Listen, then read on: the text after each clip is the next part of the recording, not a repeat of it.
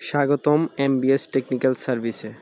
আজকের ভিডিওতে আমি দেখাবো এয়ার কন্ডিশনারের কম্প্রেসর নষ্ট কিনা কীভাবে খুব সহজে চেক করবেন।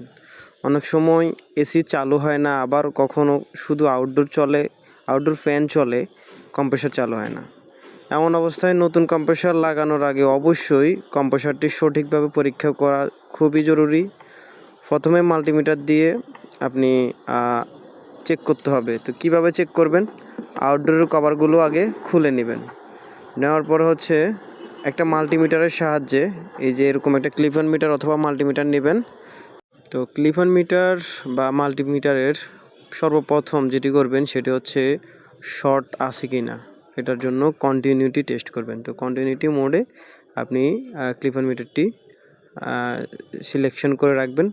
তারপর এখানে যে টার্মিনালগুলো আছে, কম্প্রেসর টার্মিনালগুলো রান, কমন, স্টার্টিং, এগুলো আপনি দেখে নেবেন কোনটা রান, কোনটা কমন, কোনটা স্টার্টিং, এগুলো আপনি শিওর হয়ে নেবেন। সর্বপ্রথম কন্টিনিউটি টেস্ট করে দেখবেন মানে কয়েলগুলো ঠিক আছে কি না, কয়েলগুলো বডির সাথে লেগে গেছে কি না সেটা আগে চেক করবেন। কয়েল যদি বডির সাথে লেগে না যায় সেক্ষেত্রে মানে কয়েল ঠিক আছে। তো সেক্ষেত্রে আপনি আবার ওহমসটা বা রেজিস্ট্যান্স বা ওহমসে সিলেকশন করে রেজিস্ট্যান্সটা মেপে দেখবেন। তো আমি এখানে আমার এই প্রত্যেকটা টার্মিনাল আমি দেখলাম প্রত্যেকটা টার্মিনালের সাথে বডির সাথে শর্ট হয়ে গেছে, মানে ডিরেক্ট কন্টিনিউটি বাজতেছে মিটারে।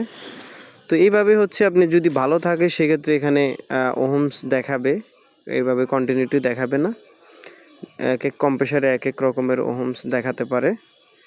তো আশা করি বুঝতে পেরেছেন। ভিডিওটি যদি আপনার কাছে ভালো লাগে তাহলে একটি লাইক দিন, কমেন্ট করুন, আপনার মতামত জানিয়ে দিন। এরকম টেকনিক্যাল ভিডিও পেতে আমাদের চ্যানেলের সাথেই থাকুন।